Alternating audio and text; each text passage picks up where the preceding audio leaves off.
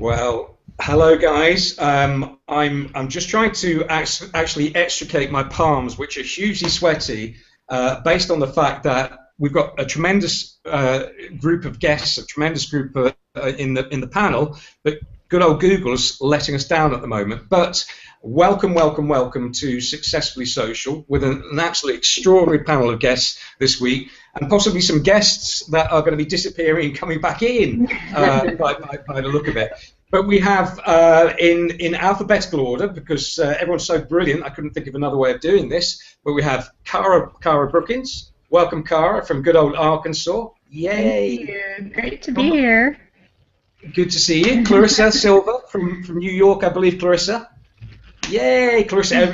Everybody knows Clarissa. Susan Winter is gamefully trying to join us as we actually speak. So we've got Susan's beautiful avatar at the moment. Hopefully Susan will be joining us shortly. And my esteemed and wonderful co-host, the amazing Sandra Watson. And I've got to say, while we're waiting for Susan to join us, I very much feel like a thorn between four amazing roses at the moment. So that's it's got to be said. I will be having the makeover very, very shortly. But welcome everybody.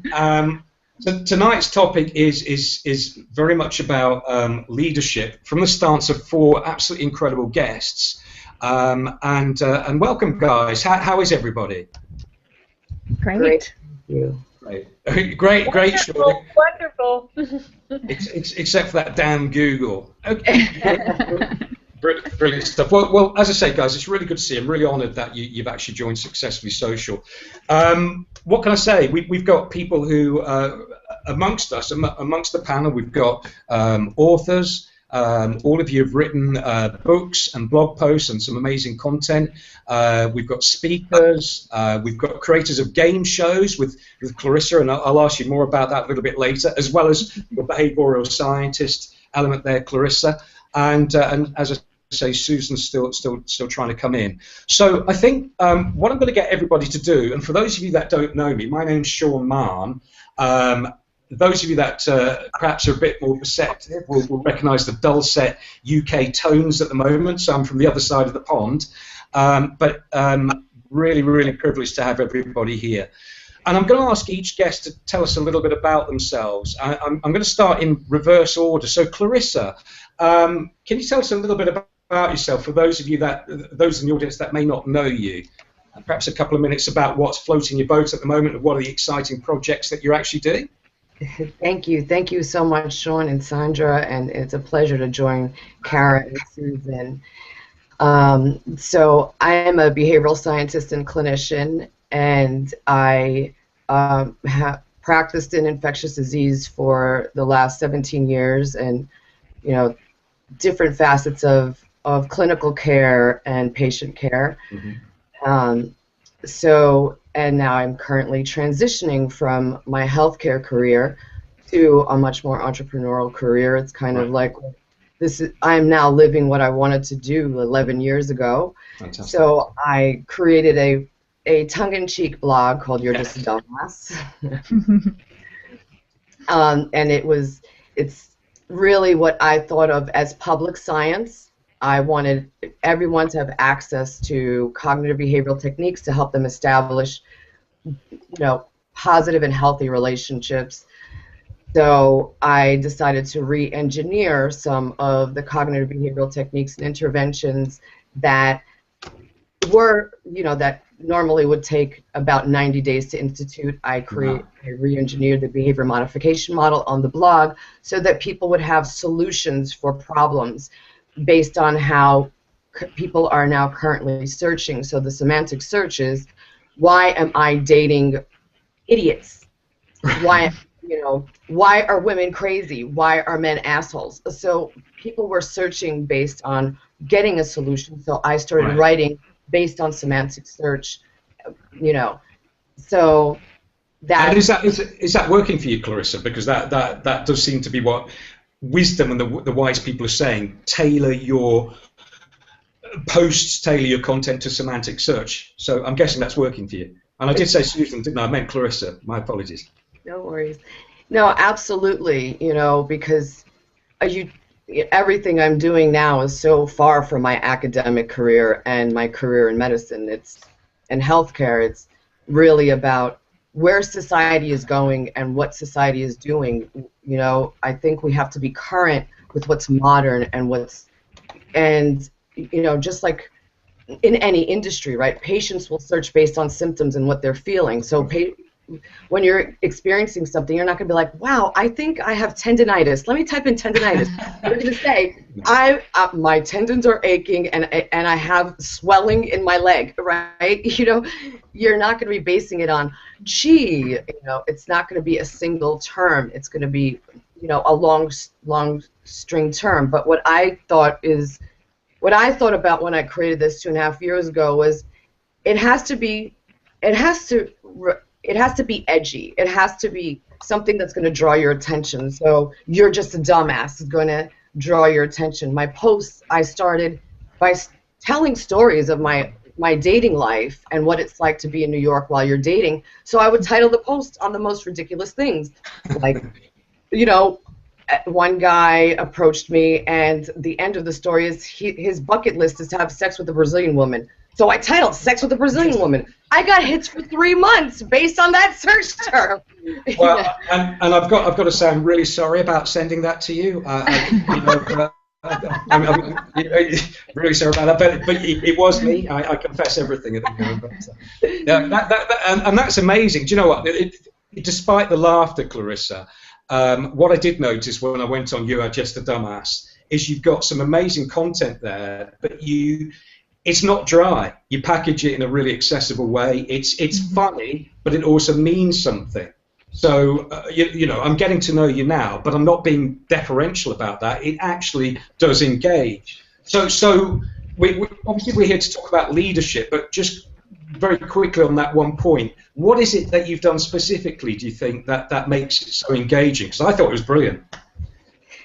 So, you know, I'm a scientist, so part of being a scientist is that we create formulas and algorithms, so our brains think very mathematically sometimes. So I created a mathematical model for the blog. Yeah. And that created a structure because I was measuring different metrics at different points. And I was measuring the impact of each post at different points. So I really wanted to create public science, which means I tore down the clinical walls. I tore down hospital walls. Wow. I wanted to reproduce what it would be like to have therapeutic setting, intervention setting. Amazing. So I was structuring it as I was in a therapeutic alliance with whatever reader is there, whoever's going to resonate with it. So when I wrote based on what I felt was the natural course of intervention. That's the first thing, right? The second part was I wanted to kind of shock people into understanding what suboptimal relationships are and optimal relationships are, right? So one of the things that I tried to do is replicate kind of a setting where it's still intimate. I'm talking to you, you know, meanwhile I'm talking to the globe, but I'm talking to you right now. So when people would react, it was replicating a clinical setting. They would, one woman, I had to pull over in my car because I'm crying right now. Thank you so much. This hit home. That's replicating a one-on-one interaction. It's replicating, and that creates, it's a behavior modification model. So that creates a cycle within your thought process, a cycle within your decision making and your choices. You're going to evaluate, how did I get from step 1 to step 10, right? So that's how I kind of engineered it, well, re-engineered the model, right? And engineered a model that would be intimate enough to create impact and still reproduce something that would be valuable to more than just people that are like, I'm going through a breakup, I'm going through a divorce. It would be anyone that would say, you know, I really just want to understand, why are women nuts sometimes? You know, why are men crazy? I wanted it to be broad enough for, you know, people would still come and gain something from, you know, a scientist, but doing it very tongue-in-cheek, no walls, no nothing. Yeah, I can see Sandra's put a comment up, so we'll come on to that. But for me, what you said really beautifully there, Clarissa, is you know what you, or at least my interpretation is what you've done by creating that model is you've created a sense of intimacy, so that I feel I'm being spoken to directly, and I empathize while I'm taking the advice. And to me, that is great leadership, isn't it? Given that, you know, one of our areas of focus is leadership, that is great leadership when you can communicate a message which could be perceived as quite a broad message, but that particular individual that receives it feels it's very personal to them, which is a tremendous skill, and we must come back to that. Sandra's just put a comment up. Yeah, Sandra, do you want to read that out? Oh, sorry. You know, I know you can't see me, but I just couldn't overlook this, Clarissa. Adam Music has been putting in a couple of comments, and they're really pretty brilliant because they add humor to what you're saying, and you're trying to elicit an emotion and a feeling with what you do, and I think you've done that, because he said here that you have a good team. And I'm paraphrasing, she gets a Brazilian hits on her posts. Love that. Thank you, Adam. Thank you. Thank you for always being so supportive. I think that's brilliant, because it solidifies it and brings it together of what you were just saying. Yeah, and just for a moment's excitement to add to the frenzy, and she's here. Susan Winter is here. Susan Winter is in the house, ladies and gentlemen. Yay. Oh, and she's gone. Thanks. And she's back. My God, it's going to be one of those shows. How extraordinary. Thank you, Clarissa. We'll definitely come back to some of those themes. Susan, bless you. How are you, my dear? Oh. Right. You know what? I'm going to get. You better ignore her. I'm going to get a little effigy of Google, and I love you, Google. Thank you, Google. We all love you. And what I'm going to do is going to pour the most caustic substance that I can actually find, set light to it, and it's going to happen now, live on a Hangout. So just be ready for that, everybody. But Clarissa's laughing. I love that, Clarissa. I always love somebody laughing at my appalling humour. So thank you for that. Just before we bring Cara in, Sandra, thanks for putting that comment up. What were you thinking when Clarissa went through the rationale of "you're just a dumbass"? Because I love that. What were your thoughts? Well, marketing-wise, I think it's the most brilliant thing, because that's really what it is all about, is standing out in the crowd. And boy, you did it with the punch, and you didn't care about who you might offend, because you were concerned about who was your target market. And I think that is really what we talk about in a leader, is that you don't follow, you lead. And I believe that this is a pure example of leadership with passion. Because you've done that. You passionately left something that people said, probably you heard a lot of, why are you doing that? You put a lot of money, time into this, and now you're going to this, which will never work, more than likely. And there you are, passionately going after it, and being bold in the way that you're standing out in the crowd by the terms that you're using, the name that you gave it, and then the way that you're doing it. It's off of the...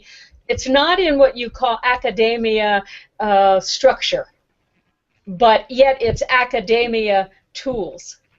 Does that make sense? Absolutely, it is. Yes. And I thought about that, and I thought, wow. I mean, I just love it. And anybody that's listening to it, if they have a business, this is a leader that is doing some things right. That I think that we need to not model exactly how you do it, but model the concept of it to stand out. And that's what I thought, Sean. and you know what? You took the very words out of my mouth, Sandra. I was going to say exactly the same way. But no, you're very much more eloquent, and I would totally agree. I think it takes courage and skill to think of a concept, and then, as you've done there, Clarissa, and we will revisit this, look at the implications from the audience point of view and personalize it in the way you did. So that's absolutely phenomenal. So thanks for that. Thanks to Sandra for your comment there. Now, Cara's been Susan's back, I think. Yes. This is all deliberate, actually. We rehearsed this just to keep you on your toes. But Susan, how are you? Thank you for persisting. Can you see me? I can see you. We can see you. Oh my goodness! What? I mean, I don't know what that is. A million server errors. I was ready to give up. Yeah. How are you guys? We're all good, Susan. All delighted to see you. All delighted. Oh, thank you. Thank you. I was not going to give up. I said I was at wit's end, but I wasn't going to give up. So Okay. Clarissa, I missed a lot of her speech. I couldn't get the audio on it. And this is where we say thank God for replays, because you've got to watch it. It's really, really cool. Now, Susan, what we've been doing is just asking everybody to give a little bit about themselves, and I've decided to do it in reverse alphabetical order, but then you left us. So a little bit about your top moments. I know you've just come off a tri-state tour. I know you've done some really amazing stuff very recently, and I know also I'm rubbish at putting the right headshot on, so here I am. But Susan, what have you been doing recently? What do you want to share with us? I have been using New York City to network with people. That's what's really wonderful. I have a home in Arizona, but when I come here, I can meet people like Clarissa that I didn't know before, where you bring your Twitter followers and your Facebook, and then you finally make a chance to meet them in person. And that's where I find the most dynamic interactions, when I can meet people face to face. Like you're across the pond, so we have to do it this way. But I love the contacts that I have in New York, and I just keep working at that and getting better and better people in my life. Fantastic. And again, we'll revisit that in the context of leadership and the good stuff that you're doing to connect and reach out, and also specifically the things that you guys are doing. I don't want to differentiate leadership into male and female, but there are contexts of female leadership that I think are really worth us exploring a little bit later. Now it seems that Google is letting us actually speak and connect. Cara, I just want to invite you in at this stage. So really good to see you, Cara. How are you? I'm good. I'm glad Fantastic. we're all here finally. It's an honor to be in everyone's presence today. Before I disappear, I have to say that. It is really good to see you. And Cara, I think a summary of yourself: author, speaker, as with our other guests, and you've just had a novel actually just come out in the last couple of days, haven't you? So that's one of the great victories. Yeah. So tell us a bit about that. Oh, my 6th novel came out on Monday. It's a young adult trilogy. That was the final book in the trilogy, so yay, it's finally 3 of them all out. I love having that done. And I have another one that will be out the end of the year, which is my first adult thriller, so I'm excited about that. It will actually be available in a couple of weeks. So yeah, I've had a lot going on with the novels. I'm also a full-time computer programmer, a single mom, and I'm a staff writer for Riddle.com, so there are always a lot of things going on, as well as art projects and home maintenance. I do lots of social media. I love to speak about social media, and I think that's one of the ways that I ended up here, because I think that too many people aren't properly using social media as a way to, of course, develop friendships and the leadership like we're doing here, but also to promote business. And as a fiction writer, too few fiction writers use it as a business tool, and the nonfiction writers have really mastered that. So I'm learning a lot from them and implementing it.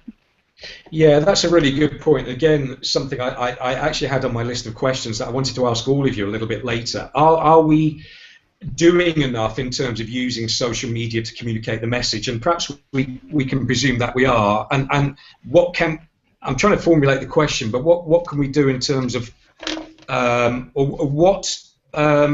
in fact, this was such a profound question, and all these malfunctions are killing me at the moment. I've kind of lost the thread of what I was going to ask, so I'm going to turn to my guru, Sandra, to dig me out of a very big hole. Sandra, what was I about to say?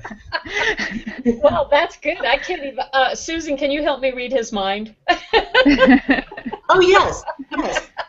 But I'd love to scout. All right, then I should ask Clarissa, because she's got that. I know she does. One of the notes that we had, Sean, that I think would be a good place to put it in right now, because it seems like we're both having a struggle trying to know what you were going to ask. But Susan, in our meeting, if you will, when we were all talking, brought up that one of the things that she looks for is in a leader, and especially female leader, is the balance of it. And this might be a good time for us to talk about Clarissa and Cara and Susan in particular, what do you find in these? I mean, what are you finding in common here amongst our panel of women? That's a good question. We have extraordinary women here, all very, very accomplished. But you know what? We all like each other. Yeah. And personally, we like each other. And off air, we like to talk to each other. So there's a bond of warmth and humanity. I have many associates in my field, but I bond with those people that are warm and open, and I'll do anything. People, still the human component that makes the difference, and who's going to help you in your career and who isn't. Clarissa's willing to take me under her arm and show me the world of Google+, and you know, I think helping each other is a wonderful thing when we truly like each other. There's no agenda here. It's just, I like you. Oh, I know this. Oh, I can show you this. Oh, I can show you that. So it's a lovely, beautiful friendship that we build. Yeah. Is that the balance then that you think, that you search for, that you look for in a female leader? I do. I look for humanity. I don't just look for the fact that she's established. There are millions of established women, but it doesn't mean that I'll feel a heartbeat from any one of them. I like the woman who sees me and I see her. I see her as a professional and I respect her, but I like her as a human being, and then she's got me in her group. I'm one of her followers. I'm one of her advocates. I think that's a beautiful quality that we have, that we really want to lift each other up. Yeah, I mean, it's really interesting there, and I've just noticed, by amazing coincidence, or maybe not, Adam's actually posted about, he mentions Clarissa, but this is very true of all of us in the stream. When you've got authentic connection, and when people really care, it does show through, doesn't it? So, I mean, I'll connect with people on social media and enjoy it, but sometimes there's an agenda there. We've all got to have a business focus, I agree, but it's really special, isn't it, when there's an authenticity, and I do overuse that word, but when there's a real sense of authenticity and connection that shines through, and you do feel like you're connecting with that person as an individual. And I do wonder whether that's something that women are better at doing, women leaders are better at doing, or if that's just a general character thing. What do you think, Clarissa? You know, there's a few things, and thank you so much, Susan, for those beautiful words. You're my shiro. Shiro, I love it. I think when we think, you know, let me preface all of my statements just so the viewers can understand where a lot of my thinking is and a lot of my research is. So a lot of what I will say is really based on American statistics, an American market, and American economy, and projections about American economy. And when I look at the differences between male and female, it's going to be the qualitative differences in how we operate against the market fluctuations of American society and just the global economy, but from an American perspective. So, you know, one of the things that I feel that are qualitative differences in women and men, just like Susan said, we're less competitive than men are. We're more collaborative. Right. You know, and because we're more collaborative, we look to engender growth in very different ways, because we see potentiality, we see things as though they're going to evolve into something larger than itself, right? Because we're used to functioning through the world that way. So I think we're going to just do this because of chemistry, biology, you know, whatever, how, you know, it's how we view the world and how we think the world should function if you apply this set of different things. And I also think that the difference in female and male leadership styles is that because we engender growth, I think we're much more invested in staff. You know, we're invested in comprehensively in what they're doing. So if, you know, when we're dealing with issues, you got to leave because, you know, your son's graduating from school. That's not an issue. You know, we think comprehensively about their entire life and comprehensively about what what it is that that individual is doing, because 60% and greater is sometimes spent at work, but you're working for, your lifestyle. So the lifestyle factors have to play into how women lead, because you want higher productivity. You want staff to be much more motivated. You want them to be more motivated to say, yes, go to your son's graduation. Leave right now. It's 1 o'clock. Go, right? Because then the next week, they're going to be grateful that was a lenience that was given to them.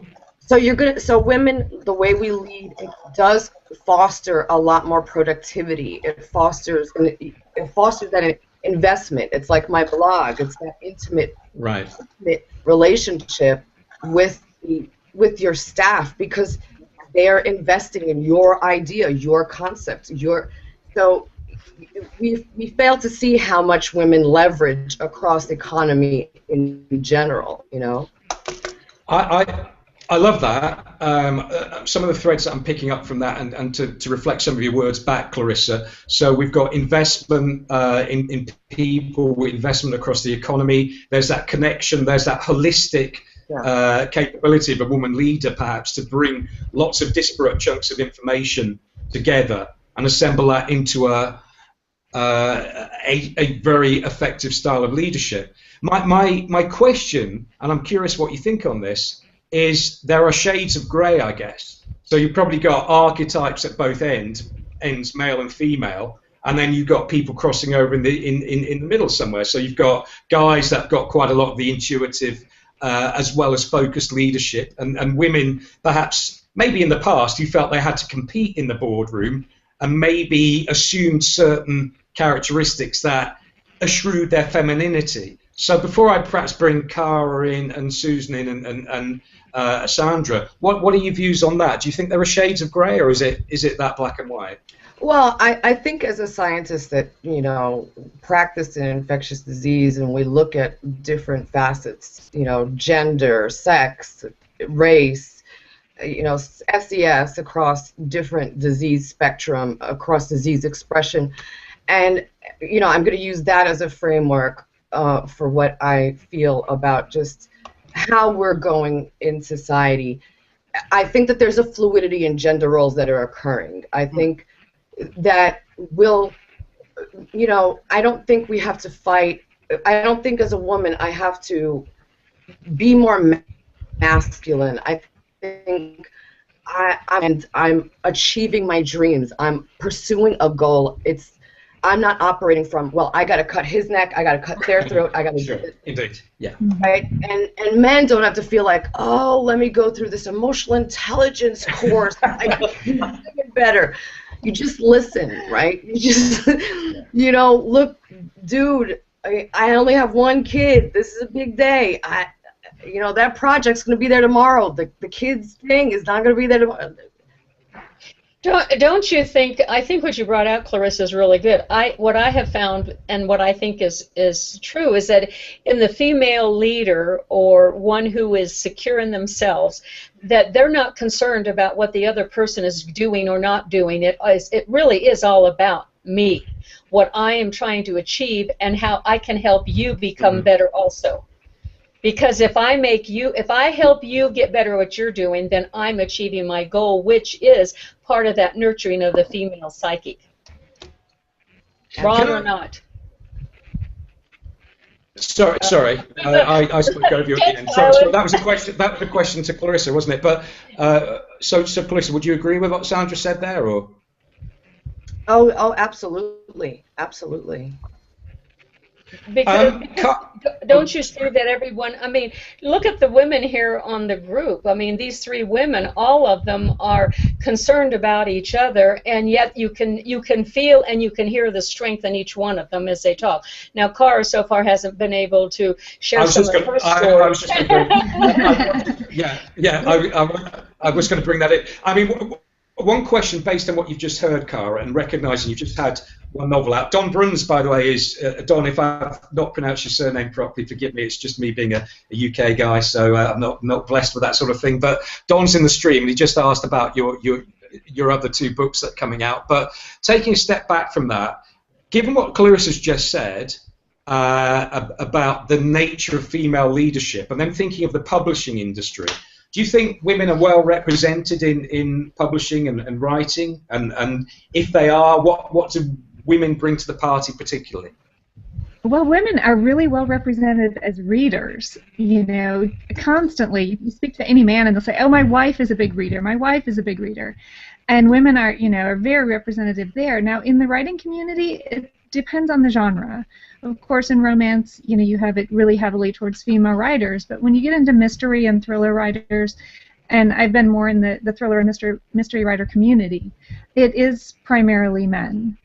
And the men are taking more of the leadership roles. Now, I wouldn't say that's exclusive. Obviously, there are, you know, large number of female writers out there who are doing really well in leading, but when you have an industry like the writing industry where you don't have a corporation that you're working for, you know, you're working independently, so you don't have these teams, you know, you're leading in small parts of your time when you have conferences and when you're doing large writing events. Otherwise, you're on your own a lot. So I think that what we need there is women really underestimate their abilities where men overestimate them, and they tend to be more confident in those settings after working independently for most of the year.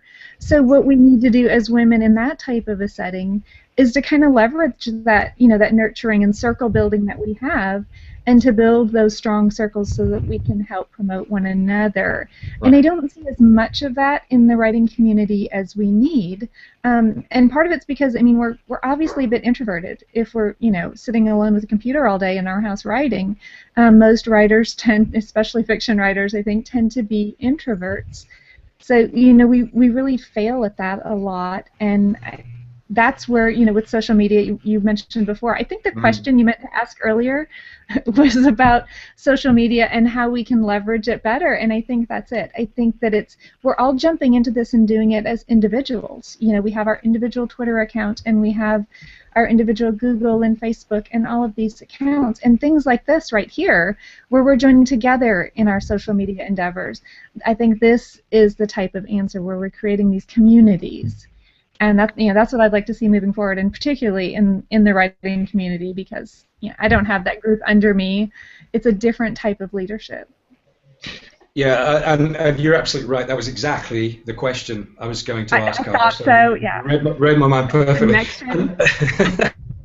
And actually, really interesting point. So the connection between what Clarissa said about the intimacy and the creation of relationships and that style of female leadership, and then Cara, what you've just said is that being said, in certain niches like perhaps writing, perhaps we're not, or perhaps women are not, or anybody is not using leveraged groups in the way that we could to build communities as effectively as we could. I think you're probably being a bit specific to writing and authorship. Now, Susan, we've got to bring you in here because you've got two amazing books that I absolutely love. What's your view on what Cara's just said? I write in a vacuum. I do my research in a vacuum. I spend a lot of time alone. So am I reclusive? It is a part of being a writer. Not my favorite part. But to get back to what Clarissa said, I just want to bring up a point that I wholeheartedly agree. I mean, females as leaders, no matter how we're working, alone in our home or overseeing an entire corporation of 3,000 people, I think that in the female disposition, we tend to look more at how the person is feeling, the employee, how are our friends feeling. I mean, if you've ever had to see a woman belabor a wedding invitation. Yes. And Sally bless her. We are burdened and blessed with the same gift. We're attentive to other people's emotional states. That's why an employer would say, look, okay, Bobby's got his thing and you've got to go. and I get it. I have a marketing director that has 2 kids. I get it when I need her and she's like, my kid is sick and the dog is sick. Okay, I get it. I don't blame her for that. And I think that as women, as leaders, we have this capacity to understand that stuff happens, people have private lives, and I think that's the difference in the way that we interact. Whereas oftentimes where I'll talk to a guy and I have to fire somebody, he'll go, he's not good, just fire him. Like, it's a done deal, he's out. And I'm belaboring, what's he going to feel, how's this going to impact his life, so this can be a negative and a positive. Then to go back to how do I work in my own little world. And then I try to come out to play in Google Hangouts with people like you. If it weren't for this avenue of social media, I could just walk around waiting till the gardener shows up and speak my bad Spanish to it. I'm like the little old lady in the house, you know, where you dare walk in and see the little old lady and you can't get out because she wants to talk to you. And it has gotten like that in the past, where I've been, you know, sequestered writing a book, and somebody comes to visit, and I hold them for a half hour because I just want to have human contact. So this, you know, it works both ways. I make myself come out and play in New York, and I sequester in Arizona. So I'm trying to find a balance in those 2 extremes. I really love the point you make as well about that, you know, you sequester yourself and then you come out and there's a balance between the 2 extremes, and then you link that into female leadership where the woman will make the decisions, but she'll also probably have a broader context of what's going on behind the scenes, which is great. I am conscious of the fact, because of the technical hiccups we had to begin with, I didn't do the usual thing of shouting out to our amazing audience, and I just want to do that now and thank everybody for sticking with us when people were disappearing in and out of the stream and we were having so many problems. So, Kristen, great to see you. Adam, really appreciate your wit. There's loads of comments you put up which are absolutely fantastic. Grant, Grant, Clarissa, you'll be pleased to know Grant Montgomery has said that you're a leadership rock star. So that deserves a round of applause. So thanks for that. Kim Armstrong's in the house, fantastic. Don Bruns, great to see you here, Don.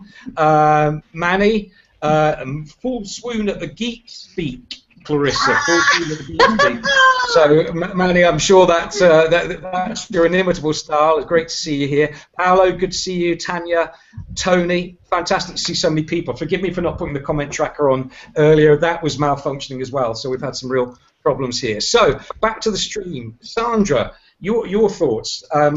We've spoken about connection and community in terms of leadership. We've spoken about how female leadership often embraces not only the decision making but also a holistic view as to what's going on around the scenes. Clarissa spoke about earlier with You Are Just a Dumbass, that capacity that female leaders have got to link in the individual person that might come to a site, but also make them not just feel they've had a consultation, but feel like the advice is very bespoke. So they're all really, really interesting threads. Well, you've owned some bricks and mortar businesses. So what are your thoughts about all of this, Sandra? Well, 2 things, and I think that Susan brought up a good point, how she works in a vacuum, and Adam said, what kind of vacuum is it? Well, I can say it can be pretty lonely. Right. It's one that doesn't make noise always either. But the one thing that I would like to know from each of you is, do you consider that by being a female and a leader and someone who, you know, is prominent in your field, did you have the experience of feeling alone at times, because leaders many times can't make friends, can't get those connections? And so I would definitely like to know that. And then my second one would be, did you or do you or have you ever felt that you've had to leave your femininity at the door when you get into your role? And I think those are 2 things that our audience would probably like to know the answer to. Good question. I have an answer. If you're a relationship expert, you can't turn and ask somebody else what to do. You're the one that gives the information. I mean, who do I go to? I'm supposed to be the oracle. What happens when I have a problem? I've got to go inside myself. Or I call Sean. You know, whatever.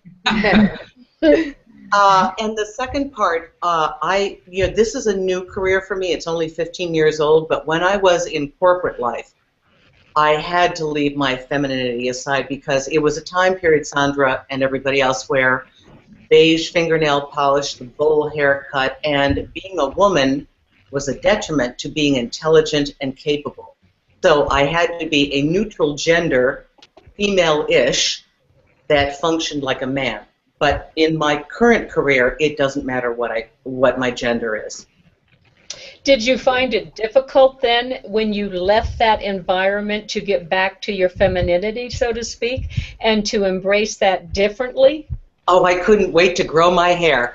And the minute I grew my hair, I was like, I don't care if they're going to hire me for whatever I am. I have knocked myself out of 20 years of a career, and because the minute I grew my hair, I moved into the, sexy category, which is female.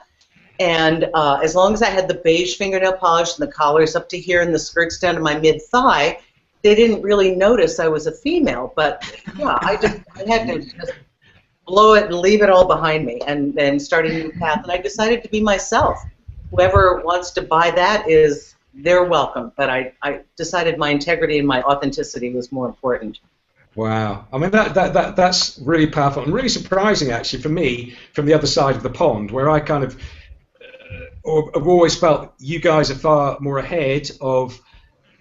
Actually, we're pretty good in terms of leadership, in terms of blue chip companies over here, but we've got our little issues on a smaller scale in terms of male and female leadership. So it blows my mind, Susan, that you've said what you've just said. Oh, and there is also a heel height equation. Do you know it?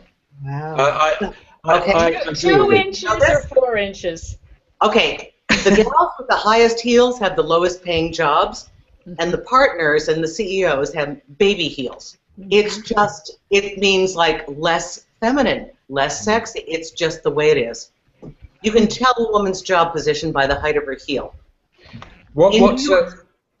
In New York, and you can tell a guy's by the height of his heels in the UK, but that's a very, very different story.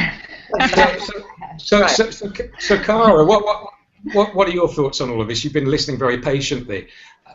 Well, I think it's really different for me because I don't pretend to be someone else very well. I work primarily with men in my job as a programmer. But, and of course independently as a writer, I work with both men and women, but I tend to just do what I want, and the stereotypical roles I don't tend to stay within them. I mean, I mow my own lawn, I have an acre, I do my own, string trimming, but I also will paint my nails and wear some makeup and go put on a cocktail dress that night. I built my own house. And there were plenty of times, I was out building the house and my hands were stained, with red clay, and I went to the governor's mansion for a Christmas ball that night. I think that maybe I would have fit better, particularly within the programming community, if I would have maybe folded more to those stereotypical roles and done that. But I just don't know how to do it. I kind of am just me, and that's the only person I know how to do. So. Yeah. Sorry, I'm talking over you. You haven't finished. Sorry. Go right ahead.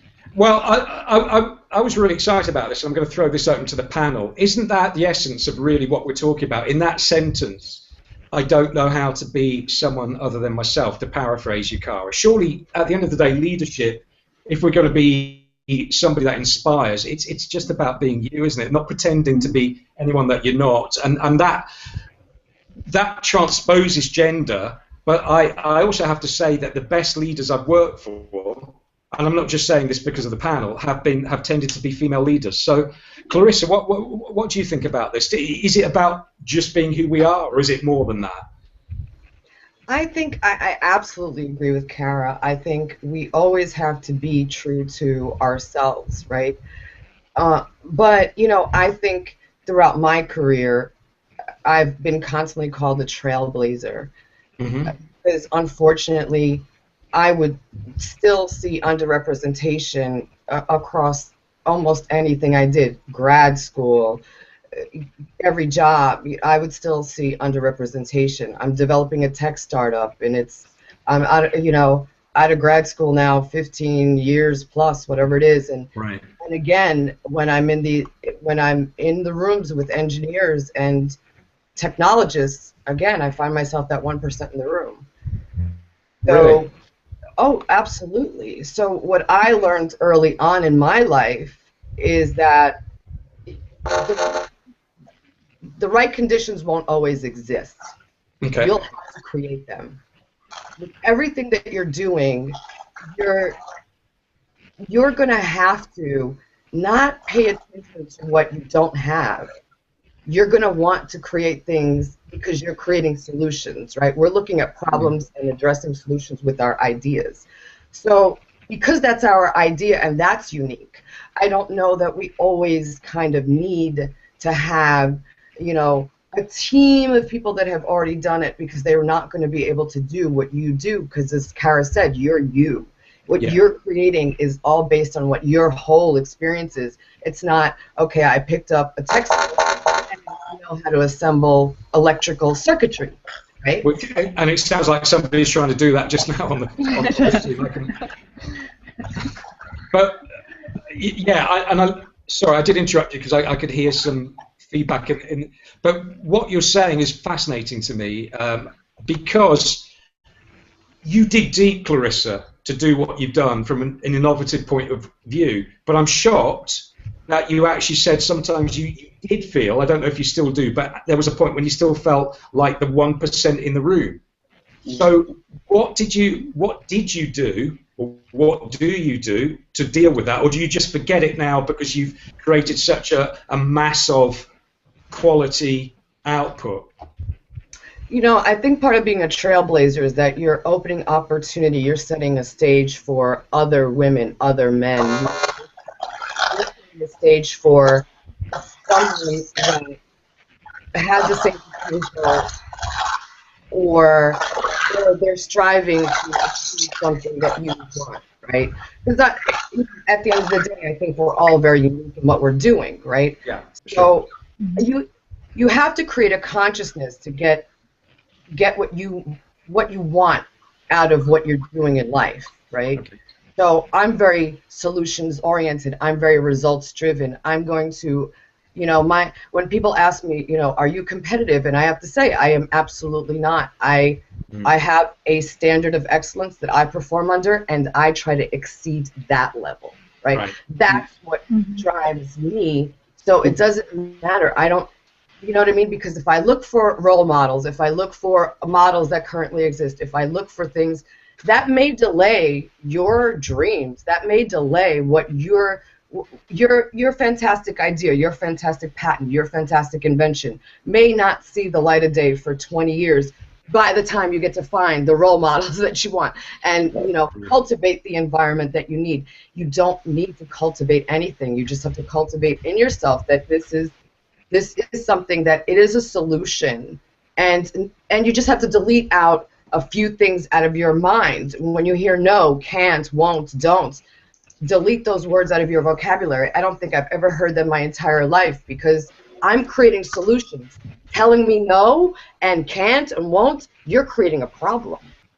I'm still going to create a solution. Yeah, no, I mean, do you know, I really wish that we taught kids this from an early age, and I think of some of the things on the, I consider myself reasonably well educated. You guys are amazingly well educated, but I would have given a lot to have had that on my syllabus at school.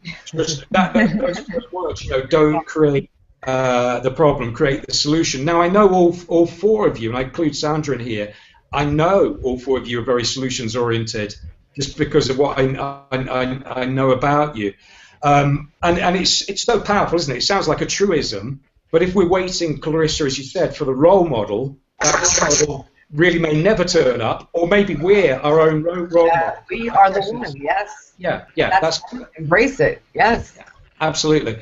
Actually, Susan, I'm going to bring you in here. So we are our own role models. You do some great stuff on stage, and you've just come off the tri-state tour. You're so sweet. And you, well, I am sweet. That's true. It's got to be said. But just did that sort of theme, we are our own role models, if I could just say it, did that come up? Is that the sort of thing you would speak about on a platform? No. This is very different. I had prepared to do a keynote speech. Right. I did not compute the difference of an hour open bar. So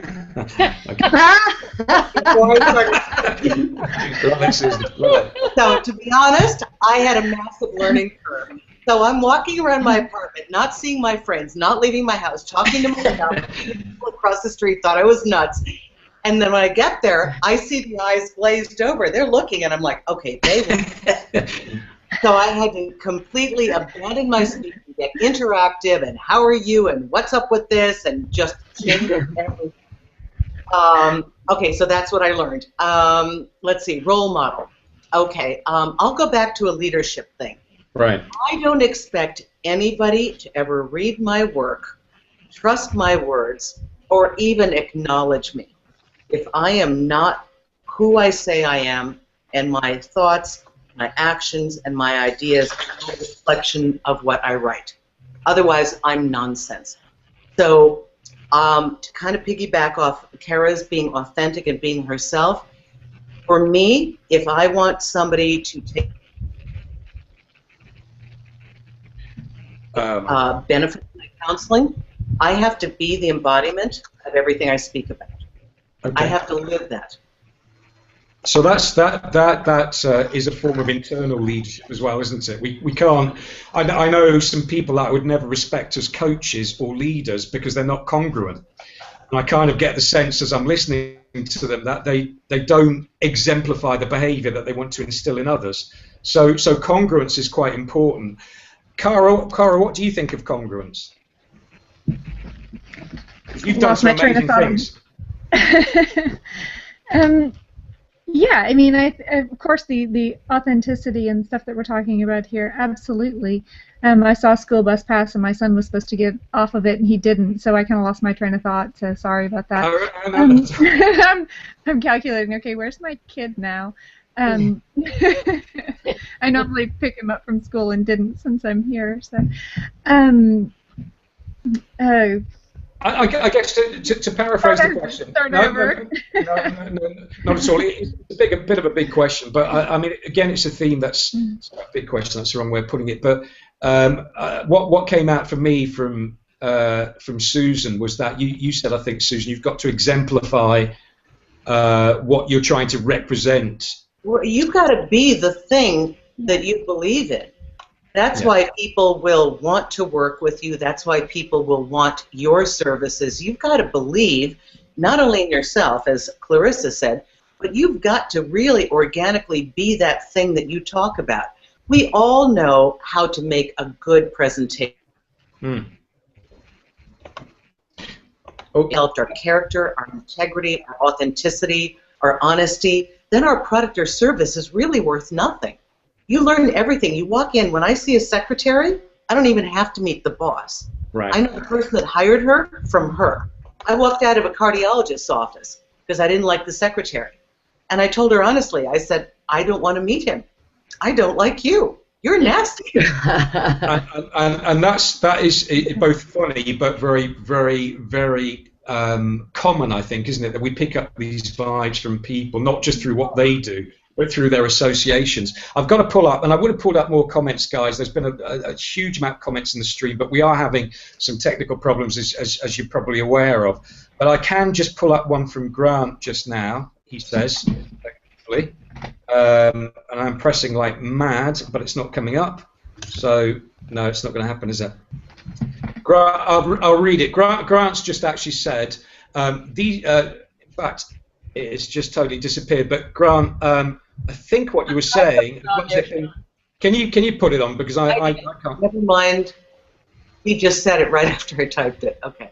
Okay. Well, I mean, Grant made a point about again, not just be the role. Not just look at role models, but be the role model, which is exemplifying what you're saying. Clarissa, you do role model an awful lot in terms of what you do. And that has that 1% given what you're role modeling, given what you're creating, given the uniqueness now of what you're doing, including the game shows, has that sense of being a marginalized 1% disappeared now? I don't ever focus on the marginalization. Wrong way of putting it. On the marginalization. I'm made aware of it because I'm now in a room, and it's rooms that are so disproportionately assembled. I can't even find a woman sometimes in the room, and so it's kind of a subversion of what I was used to in the past. I was used to being teams where we're fighting and eradicating disease together. There was no, you don't have any of that, right? So it's I think marginalization is, if you focus on marginalization, I think it will limit what you will achieve. It will limit your solution. It will limit what you are trying to create. What you're doing is operating in the essence of what you're creating, and that has the greater value. So in a sense, I think marginalization is, if you focus on it, I think you'll limit your own product, and you'll limit your own effectiveness. Yeah, I would agree, and it's that truism, isn't it, that what you focus on, you get. So if you focus on marginalization, lo and behold, everything you see around you is marginalization. And I don't think any of you guys do that from what I already know about you, or what I'm getting to know about you. Congruence is another thing that came up, and thanks, Sandra, because I'm struggling with this comment tracker. But Manny has just put a comment up. Thank you, Manny. Congruence is vital, since most people model the subconscious elements of a behavior more than the explicit parts. So what I'm taking from that is if I observe somebody who isn't congruent, I'm going to take something from that. I don't have to think about it. It bypasses my filters, and I just get that vibe that they're not being authentic, to use that word again.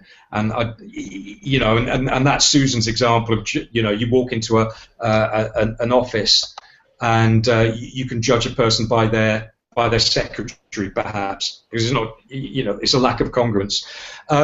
Cara, congruence as an author, you're out there. You work in a, because you straddle two camps, don't you? And I'm conscious of the fact we're probably in the last 10 minutes of this, but you straddle two camps. So you still consult and do some work in terms of Little Rock as a programmer, and you're producing all these wonderful books and speaking on platforms.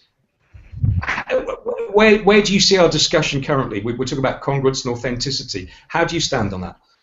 Well, I keep thinking while Clarissa's talking about being the 1% in the room and sort of being your own role model, that that becomes more and more true. And I think as an author too, because we each kind of blaze our own unique trail as authors, especially with a varied body of work behind you, that becomes more and more true. But I think women are really attuned to being that person, in that we are our own worst critic. We will really, really push ourselves hard, and if we can keep that mindset of competing with ourselves and keeping our goals so high that we're continually pushing to reach them, then we don't feel that need to compete with other women or tear other women down. And I think that that is where a true leader has found themselves. That they know that their goals are their own path, and the pie is big enough for everybody. That we all can get our own piece and share. And and that's what I really, really see as a writer. And I think really in my whole life, even before I started writing professionally, I always pushed myself really hard, and I always had impossible goals, and I'm perfectly willing to fail to meet them. In fact, I expect to fail. I expect to fail multiple times. And I see my kids who are constantly trying these crazy, entrepreneurial things. And, I'll be talking to one of my kids about what one of the other ones is doing. We're talking in private. I say, well, what she's doing right now is going to fail. There's no way that with the business model she has that she can make this happen. But that's okay. She has to fail, and she has to feel that, and she has to learn to compete with herself in order to meet the next step. to be that leader, to learn. And, so, I think that's the most important thing, that we're not afraid to compete with ourselves. We let go of competing with one another and jump in and do it. Yeah, for me that's really beautiful in the sense that I think a lot of guys, whether it's the testosterone or whatever, have to outdo each other. And there's that kind of, I remember my first leadership role, you could have almost felt there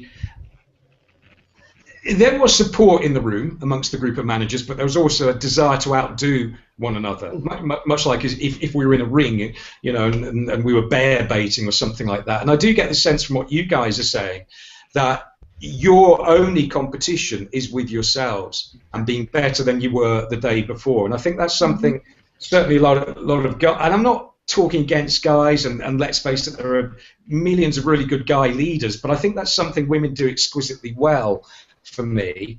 And you articulated that for me really, really well, Cara. So, and also the other point I think, which is so important, is the most successful people tend, for me, to be the ones that have failed the most, but they've dusted themselves down and they've learned a great lesson, much like Edison did when he was creating his inventions. 999 times something didn't work, but he said that's not 999 failures, that's just 999 ways I've found for this not to work. So that's something we all need to do. Clarissa, you're nodding there. I take it you agree with that. Oh, absolutely. First, that's just the scientific method of just approaching anything in which, I'm applying scientific method to everything I'm doing. But I also think that, life in reality is always about seeking equilibrium, right? Things are, in the natural world, things are in states of entropy, and it's always trying to create homeostasis, right? So because of that, I think when we're approaching what we're doing, we're also trying to establish that sense of equilibrium, right? You know what I mean? So yeah, absolutely. So it's interesting how we're going to sit back and approach things based on what that equilibrium is for each of us, right? So that's always going to be the individual part. That's always going to be the part that will vary for each person. So Clarissa, if we're anchored and we're self-aware, we have our own understanding of our equilibrium. It varies for each of us, but we need to be thoughtful and mindful of that, and that will help drive our focus and drive our goals. Is that where you're coming from? Yes. It's probably not a good paraphrase, actually. That didn't do you any justice at all. I'm going to bring Sandra in. Actually, Sandra, do you want to read this comment, because it does inform some of the discussion we've had? Sure. I think Christian Drysdale brought out a beautiful way of saying what everyone on the panel is getting across, subconsciously or consciously, through your verbal and your nonverbals, and that is, she said, I think the more we see into the leaders around us and we see through their put-together exteriors, it becomes easier to see and respect the leader in ourselves. And I think that each one of you have done that very beautifully because of the way you are. I mean, when you're a leader, people see those things. Yeah, I'm going to counterbalance that with the testosterone-fueled comment from Adam. Actually, which somehow can you put Adam's comment on, Sandra? Because I can. He's doing everything but put the comment on for me. So just to counterbalance that profundity, Adam, I love your style, sir. I will fight Sean Mahon over whether that is true or not. Bring it on. So, we've obviously learned great leadership lessons from you guys. We're still at the caveman stage of clubs and slapping each other with various implements. Do you see what just happened, though? What the female leaders here have been talking about, the difference between the male and the female. The male is in competition, and I know that Adam did it for a reason, but that is just the true definition of what we were talking about. I'm not going to comment on that, Sandra, whatsoever. But Adam, I'll give you my home address. No, I'm kidding. Of course, Adam, I know you did it out of a sense of humour, so all good. Now, I'm conscious of the fact that we're just a little bit after the time, but clearly we had so many technical problems. I didn't want to undervalue the amazing guests and the amazing panel. So I'm going to invite everybody. If there were let's do two. If there were two bits of wisdom about leadership, specific to women or just general leadership ideas and advice you could give us and take-home messages, what would they be? And I'm going to start with Susan because she's got that thoughtfully raised eyebrow, and I need to ask what she's thinking. I'd say trust in your brilliance. Ah, love that. Your dream. You've got that passion for a reason. It means you're supposed to go after it. And I think that was more than one. But that's what I would just leave you with. Trust that you have that dream for the reason that it is to be fulfilled. And don't ever take no for an answer. Just do it. Yeah, what a powerful message, and I love that. Trust in it, and don't take no from an answer. A bit like Clarissa and Cara also said the same. So go for it. I absolutely love it. Susan, thank you for your wisdom there. Clarissa, what would it be for you? I would say that, and this is going to be a little bit long, so maybe not. I'll just roll it all in. No, go for it. Right. So I think that women should never undersell their companies. We leverage future outcomes. We leverage our families. We leverage intergenerational through children's outcomes. We undervalue when we go and sell off our companies. We're only calculating what the investment was, not sweat equity that went into it, not the removal of market participation. But if there's anything that I would say to women that are entrepreneurial and looking to be the next generation of leaders is that's what I admire about men's thinking is, men will already include negotiations, their salary requirements, their exit strategies. They are already building in every aspect of what they are going to commit to that project. We're so used to deprioritizing ourselves, and society devalues our worth that we don't include sweat equity, market participation. Our companies are being undersold, and it's being investors are love to have women because all you're doing is just exchanging it for the investment that you initially took. So that's one thing I would like for women to, start thinking of. That's quite profound. So what you're saying, Clarissa, is all the extra things that a woman might put into a business, right? A woman will do, but she won't necessarily value them in terms of the sale of that business. Whereas whereas a guy might. So you might put $1 million worth of effort into a business, as well as the equity of that business being a couple of $1 million, but you'll only sell it for that couple of $1 million. Yeah, that's scary. Before I bring you in, Cara, is that your experience, Sandra, from having had a couple of bricks and mortar businesses?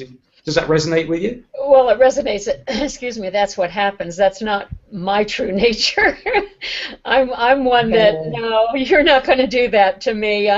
You can. I had somebody come to me one time and offered to buy one of the businesses for nothing, and I said, I may be a woman, but I'm not stupid. Go to the next one. And I think if more women took that attitude, yeah, we would be better off. But for some reason, we, as a group, tend to devalue ourselves, and it's only the few that recognize that, quite honestly. So if we ever had to pick a role model, I would say pick somebody that won't do that. Absolutely brilliant. And Cara, and just after we've done this as well, I'm going to invite everybody to share how people can connect with them in the stream or on their different platforms. But Cara, I'll ask you the same question. So advice that you would give to women leaders, women entrepreneurs? Well, I think dream big, huge, impossible dreams, and don't be held back by what society has told you you can't do. You know, something that even you think is impossible, but believe in it 100%. And then second, even though you're competing with yourself to get there, don't try to do it alone. Find those mentors, find the support system, find the circle, you know, like we're creating here, and you know, and get that support. Excellent, thank you. Dream big and hold hands, I guess, to summarize. Yeah, no, it's a nice summary. So it is dream big, be strong in yourself, and all the things that everybody said, but equally reach out and connect with people who can help you to achieve that particular goal, which is phenomenal. So as we were talking to you, Cara, how do people, if people want to connect with you, if people want to reach out to you, how do they do that? Well, of course, I'm on Google+, probably not as often as some of you are, but I'm here.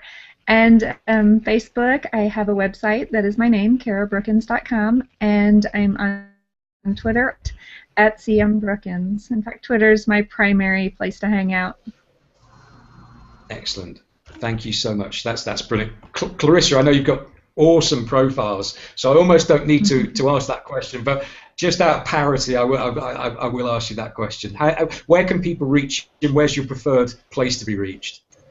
So obviously Google+, you know, people just circle me, please, and everything else that's related to the blog is all based on the blog's name. So on Twitter, I'm You're Just a Dumbass, and on Facebook, it's You're Just a Dumbass,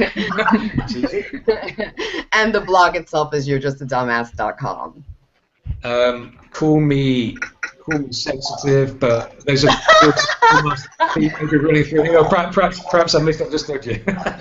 No, I love it. Clarissa, that is absolutely beautiful. I really like that. Thank you very much. Susan, where can people reach you? Where do you love to be reached? Where's your favorite?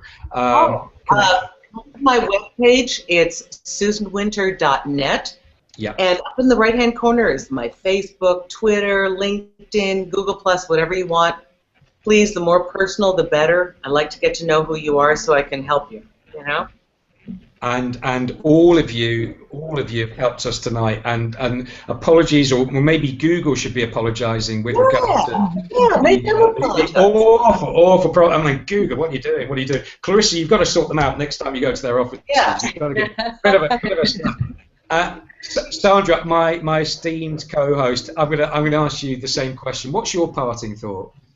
Well, I was in the very beginning of the show. I thought that the very best part that any woman could walk away from with this would be become your own shero.